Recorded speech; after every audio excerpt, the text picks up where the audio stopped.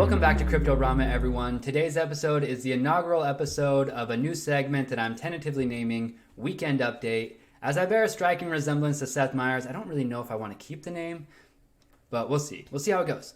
Our top headline today, the Vasil Hardfork recently went live.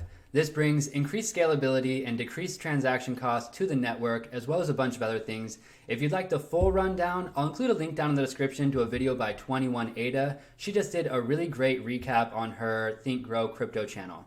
But for those of you who just need to know that it happened.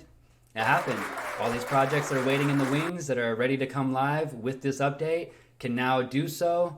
Of course, we didn't see a huge change in the price when that went live, as we normally don't with the hard forks. But again, that upgrade is live. We are building, and it is going to bring, increased TVL to the network and decreased transactions for us. And it's just great. It's a huge upgrade to the network. Our next top headline, CNFTcon is only about a week away. It's going to be the 8th and the 9th of October in Las Vegas.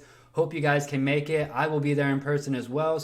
But in any case, it's such a huge event. It's drawn all the biggest projects in the CNFT space, and as well as a guest appearance by Charles Hoskinson himself. He recently confirmed on Twitter that he is going to be speaking there.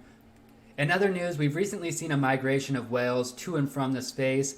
And by that I mean, of course, you've probably noticed our own Cardano whale has deleted his Twitter account. I'm hoping this is just temporary while he takes a much needed vacation, get some rest and relaxation in.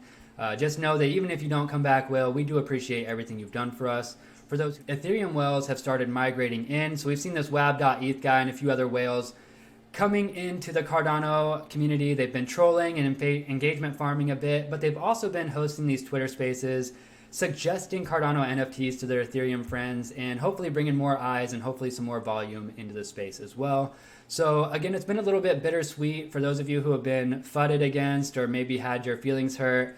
I can totally sympathize with you guys, but try to have thicker skin and try to see the benefit here. Because now, before we head into upcoming events, let's head on over to the price charts. Not a lot going on in this bear market, but let's give it a look anyways.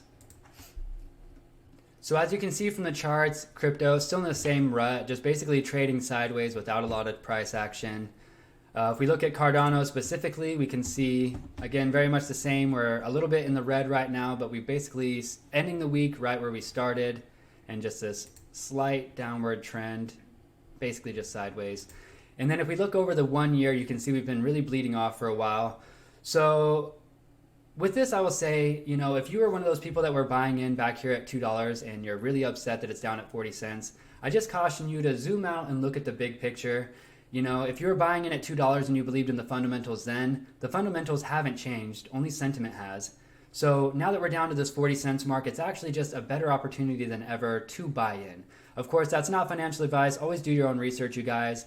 But that's why I caution it. I believe that people who bought in at $2 who didn't do their own research probably already lost their ass somewhere on the way down, thinking that they were just gonna, cut their losses and save what they could.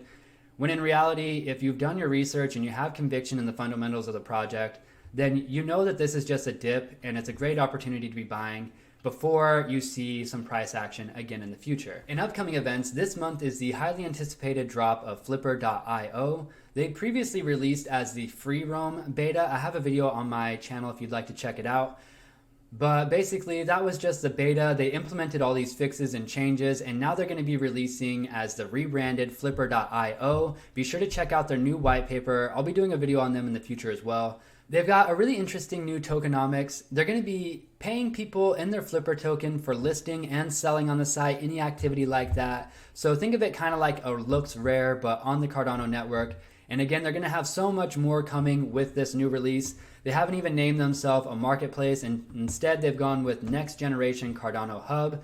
So I'm very excited to see what all they're going to be bringing to the table with this new iteration. Of course, if you're a Ghost Chain holder, that's still going to entitle you to a percentage of the net profit share from this hub. So very exciting stuff for Ghost Chain holders as well.